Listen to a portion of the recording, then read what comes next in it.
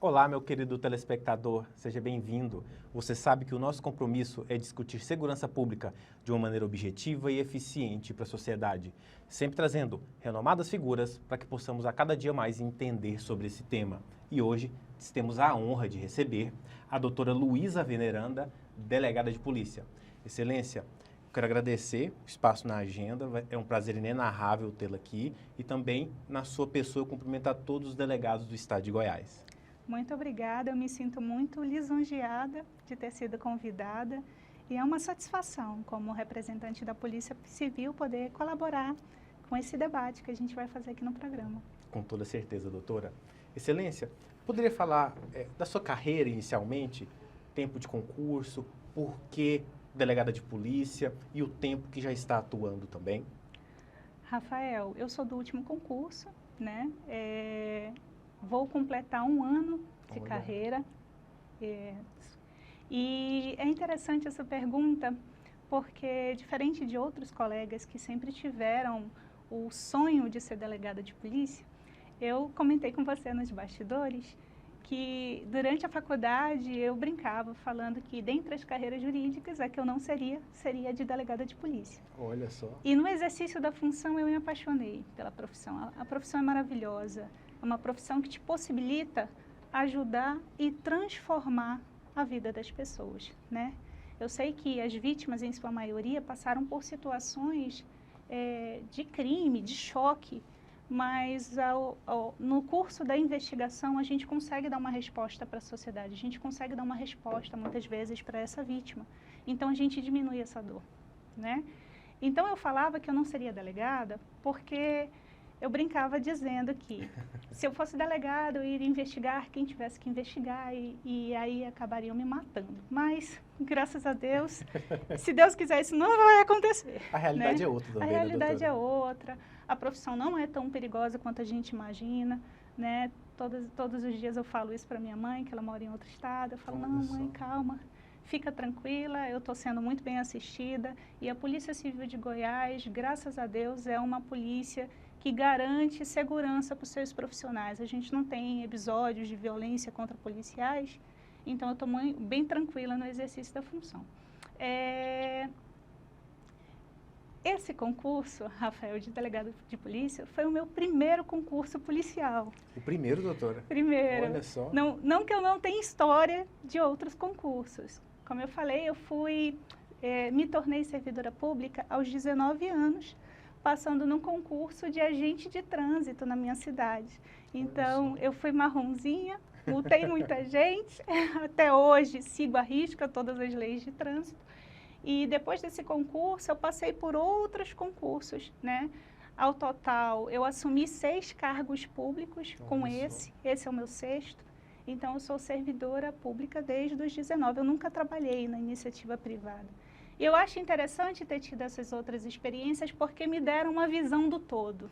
Sim. Eu falo que, como delegada de polícia, eu consigo entender a figura dos outros profissionais. Por quê? Porque um dia eu fui estagiária, um dia eu fiz serviço administrativo semelhante a um escrivão de polícia, um dia eu estive na rua como um agente de polícia na função de agente de trânsito. Então, eu consigo ter essa visão ampla. E por ter essa... MP também, né, doutora? Isso. Eu fui servidora da MP, servidora administrativa. Então, por ter essa visão, eu acredito que isso contribui na minha gestão. Contribui no meu tato com esses profissionais. Porque eu não sou só aquele delegado que fica ali enfurnado na sala, no papel. Eu consigo gerir muito bem o pessoal, articular muito bem com as pessoas, porque eu tive essas experiências anteriores. Eu acho que elas são super válidas para o exercício da função atual. Doutora, e esse 1 ano, já um tão alto cargo que é o delegado de polícia, a doutora teve outras lotações? E como que foi essas experiências, se houveram? Então, Rafael, a minha primeira lotação foi na cidade de Nova Crixás. Eu não sei se você conhece. Sim. É uma cidade ao norte do estado, com aproximadamente 12 mil habitantes. Então, uma cidade pequena, muito pequena. E estou eu indo para Nova Crixás, né? Respondia não apenas por Nova Crixás, mas por Mundo Novo. E, na minha ingenuidade, eu imaginava que Nova Crixás seria uma cidade tranquila, pacata, né? Afinal, era uma cidade pequena.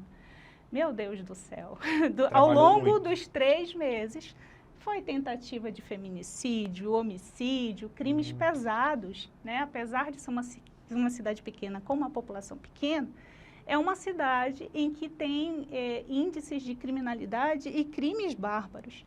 Mas nesse interim, graças a Deus, deu tudo certo, né?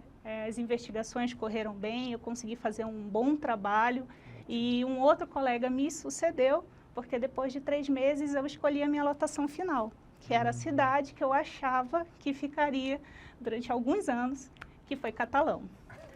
Catalão, já ao sul do estado, uma cidade mais estruturada, 100 mil habitantes. Sim. Eu respondi pelo primeiro DP de Catalão, profissionais incríveis, saudade de vocês, amigos. E respondia não apenas pelo primeiro DP, como respondia por 3 ranchos e Ouvidor, que eram cidades próximas. Então, eu respondia pelas 3 cidades. Trabalhei bastante, tive investigações de relevância e depois de 6 meses eu fui convidada pela administração superior para assumir uma especializada na função de adjunta. Então, atualmente, eu estou como adjunta, trabalhando com a doutora Cibele, a minha querida titular, lá na DEAN, na Delegacia da Mulher de Aparecida de Goiânia. Olha só, doutora. Várias experiências, né, doutora? É 1 ano, mas foi 1 ano de muito trabalho. E já dá até para dar um paralelo, que eu até ia fazer essa pergunta para Vossa Excelência. Tem diferença da criminalidade para regiões metropolitanas e o interior, pelo que a doutora pontuou, até mesmo também eu gosto de pontuar, até mesmo pela falta de efetivo. A gente pega, por exemplo, esses crimes do novo cangaço que está tendo aí, acontecem quase que na mesma proporção da capital, devido à falta, uma diminuição do efetivo nos interiores. Qual que é o olhar da doutora sobre essa temática? A criminalidade é a mesma? Eu acho que a criminalidade ela é muito diversificada a depender da região, né? Ótimo. Então, por exemplo, o bandido, os marginais, ao perceberem que numa cidade muito pequena, tem um efetivo muito diminuto de policiais, Nova Crixás, por exemplo, tinha pouquíssimos policiais militares e apenas 2 policiais civis. Então, assim, ao se observar esse prisma, é óbvio que eles vão entender que naquela cidade é muito mais fácil você planejar e talvez executar um crime de forma satisfatória. Durante o inteirinho que eu fiquei lá, não aconteceu nenhum roubo a banco significativo, mas eu acredito que muito provavelmente eles observam isso, né? Então, é até interessante que as forças públicas entendam a relevância de uma maior quantidade de profissionais da segurança pública, não apenas na região metropolitana, mas também nos interiores e principalmente nos mais afastados. Doutora, e já durante esse período na especializada, que tratam com crimes envolvendo Lei Maria da Penha, né? Como que a doutora observa esse tipo de delito na nossa sociedade? Vem diminuindo? Aumentou devido à pandemia? Como que está a atuação da doutora e o olhar sobre essas temáticas sobre a mulher? Rafael, sem dúvida, a pandemia influenciou de forma negativa nos delitos de violência doméstica. A mulher está dentro de casa 24 horas com o agressor, né, durante o período de lockdown. A crise econômica também reflete na violência doméstica. Por quê? Porque esse agressor, muitas vezes, ele está desempregado, ele não tem perspectiva e, por consequência, ele foge para um álcool, para uma droga, entendeu? E ao chegar em casa, acaba, obviamente, entrando em conflito com aquela companheira.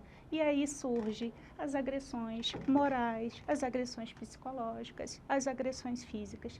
Eu não gosto de pontuar de que o número de violência doméstica aumentou nos últimos anos. Eu acho que a violência doméstica ela sempre existiu.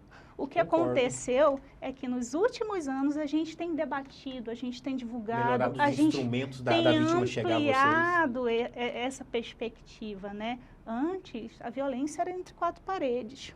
Hoje, a violência é noticiada. Hoje, a mulher sabe que se ela for na delegacia de polícia, haverá uma delegada, haverá uma equipe de profissionais que vão poder protegê-la e haverá medidas que ela pode solicitar para sair desse relacionamento de abuso. Então, se mudou o tratamento, né? Desde da vigência da Lei Maria da Penha, a gente tem conquistado muitas garantias e muitos direitos Sim. que no passado não existiam. Até porque a doutora percebe, e pelo que eu acompanho também, a Lei Maria da Penha, ano a ano, ela vem sendo reformada, mudada, né? Um espírito da lei, na hora que ela é formatada, não dá para o legislador conjecturar o que vai acontecer. Então, a cada caso, ele vai organizando e introduzindo novas situações na lei. Sim. A doutora vê com bons olhos esse avanço, esse olhar diferente sobre a Lei Maria da Penha? Vejo, e eu vejo como necessário. A mulher é uma vítima de vulnerabilidade realmente mais extrema, né? Por quê? Porque o agressor está dentro de casa. O agressor dorme com ela, entendeu? E então é necessário que a gente tenha esse olhar diferenciado para esse grupo vulnerável. A Lei Maria da Penha é uma das legislações mais avançadas do mundo. Sim, sim. Ela foi considerada pela ONU uma das 3 legislações que melhor protege a mulher. Então, através dessa legislação e da sua melhora constante, a gente pode salvaguardar interesse de mulheres que passam por esse tipo de situação, né? Eu acho que hoje é uma legislação que funciona, mas ela precisa ser aplicada, né? Eu acho que tanto as autoridades policiais, Ministério Público, Poder Judiciário, precisam observar as peculiaridades dessa vítima, para não correr o risco de, por exemplo, um agressor ser preso em flagrante delito, né?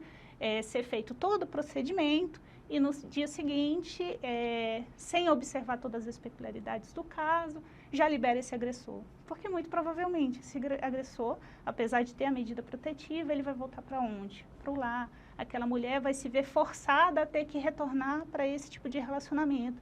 E o ciclo da violência retorna. Então, assim, por mais que a gente tenha uma legislação eficaz, uma legislação muito boa, muito bem escrita, é necessário que todos os atores dessa cadeia jurídica tenham um cuidado de estudá-la e de aplicá-la de uma forma que proteja, de fato, essa mulher agredida.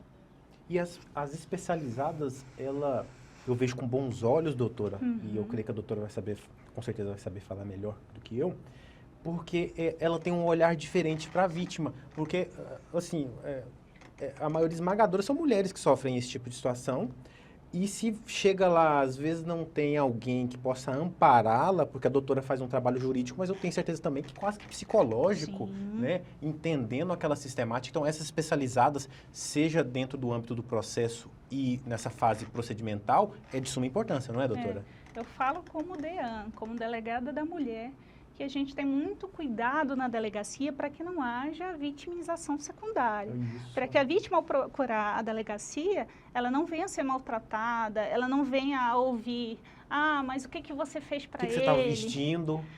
Será que você não provocou, por isso que ele te deu umas porradas? Porque isso já chegou a acontecer no passado, doutora. né? Então, é necessário que seja uma equipe diferenciada, né, que faça cursos específicos. Em sua maioria, são mulheres que estão na delegacia. Então, a gente tem esse tato porque sabe qual é o perfil dessa vítima de violência doméstica. E assim, Rafael, os números são absurdos. É chocante a quantidade de demanda que a gente tem na DEAN, e aqui eu não falo só em Aparecida de Goiânia, mas falo em Goiânia e falo em outras especializadas. E então, a minha equipe trabalha de maneira incessante para a gente conseguir dar asas a essa quantidade de trabalho. E muitas vezes tem vítimas que, infelizmente, retornam para os agressores. Isso, sem dúvida nenhuma, mexe, né, comigo e com os outros colaboradores. Mas, ao mesmo tempo, tem vítimas que dão fim nesse relacionamento abusivo, que continuam separadas. Hoje, por exemplo, eu recebi um feedback muito positivo. Uma vítima me mandou uma mensagem no meu número pessoal. eu tive um contato maior com ela, porque ela ficou hospitalizada e não pôde ser ouvida na delegacia. Então, eu fui até o hospital, fiz o termo de declaração dela lá e encerrei as investigações.